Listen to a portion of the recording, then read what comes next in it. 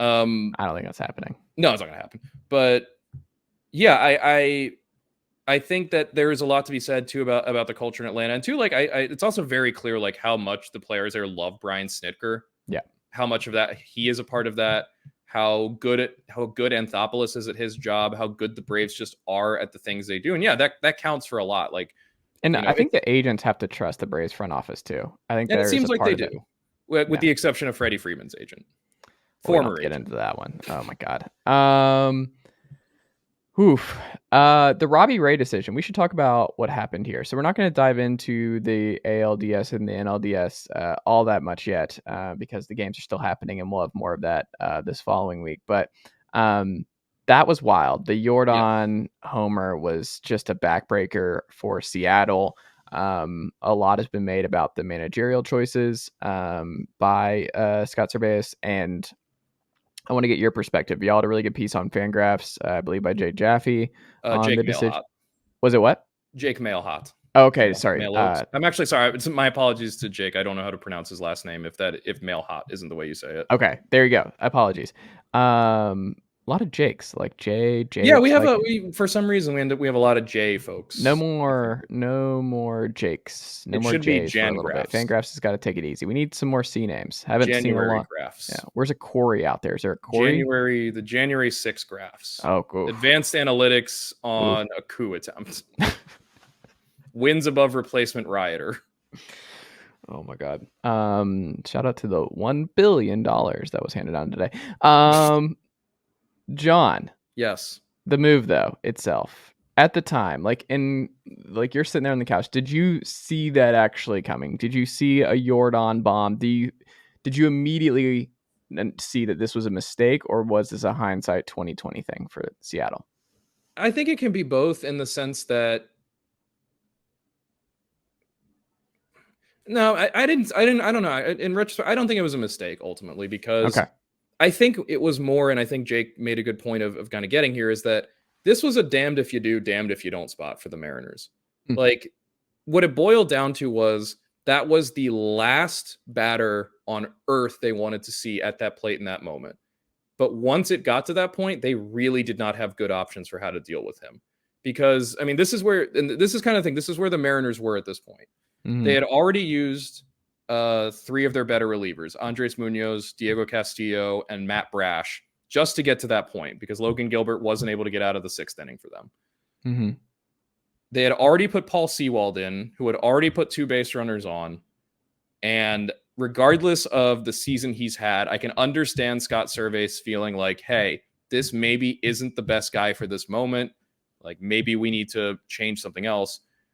And I can understand Ray being the choice because, I mean, it's been pointed out, Alvarez doesn't really have platoon splits because he's such a phenomenally good hitter that I don't think it was simply a matter of we're going to put a lefty in there to try to get the lefty-lefty advantage. I mean, it doesn't hurt, but it's also not something that I think really made much of a difference.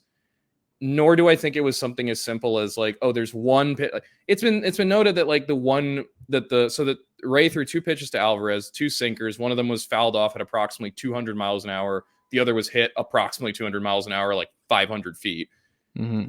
But that is what the Mariners want. And Scott Servais said after the game, like, we had been planning for that matchup to be a possibility, which also suggests that Ray wasn't going to pitch and is not going to start in this series, which I find fascinating on its own.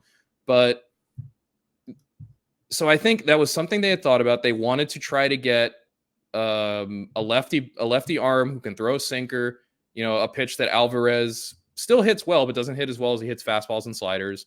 Try to put it in a place where he couldn't get the barrel on it, couldn't lift it, just beat it into the ground. And I think the other part of it is when you look at the rest of the Mariners bullpen, aside from Eric Swanson, who's one of their better high leverage relievers, but hasn't really, I don't think, pitched at all in this postseason yet, there's not really a guy left over there they can turn to. Matt Boyd is the only other lefty in that bullpen, and I cannot imagine that's a thing that any Mariners fan wanted to see. And the rest of that bullpen is right-handers who throw a fastball slider. But this is all kind of getting to the point. There's no good matchup there. There's simply nothing you can really do if you're the Mariners because you do not have that one pitcher who throws that one pitch that is guaranteed to get Alvarez out or minimize the damage. Excuse me. The thing they were left with was the best of a bad scenario, because ultimately the second it got to the point where Alvarez stepped to the plate, the Mariners were kind of screwed. Yeah. Because they didn't have the pieces necessary to get him out.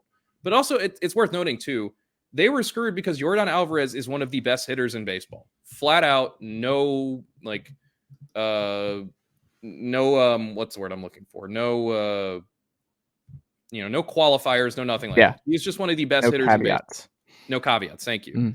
Like, there's not a whole lot you can do in those scenarios. Like, replace Alvarez with Mookie Betts or with Aaron Judge or with Bryce Harper or with, whoever you want.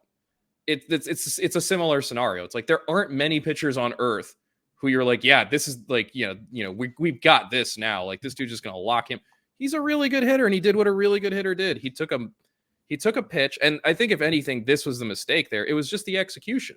The Mariners got themselves into a situation where they had the best possible option to them on the mound, throwing the pitch that they wanted to be thrown at that point, but Ray just left it in a place where Alvarez hit the crap out of it. And I think that's just, and like you said earlier, capital T, capital B, that's baseball sometimes.